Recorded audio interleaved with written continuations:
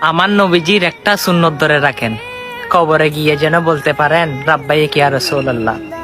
আপনি বলতে পারবেন ইয়া রাসূলুল্লাহ, আমার বন্ধুরা ডিজে গানের মধ্যে গিয়েছিল, আমি ওয়াজ মাহফিলের মধ্যে গিয়েছি আপনার সুন্নত বজায় রাখার জন্য।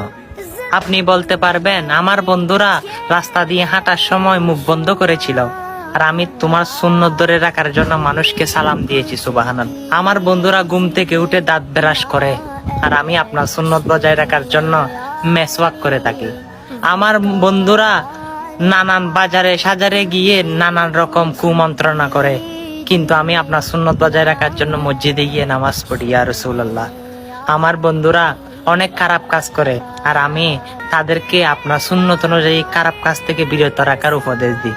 হ্যাঁ, সে নবীর সুন্নত বজায় রাখেন, অবশ্যই আপনি কখনো টকবেন না। আপনি কি জানেন এই সুন্নত গুলো হাসরে নসরে আপনার জন্য এক বিশাল নেকির ভান্ডার হয়ে দাঁড়াবে।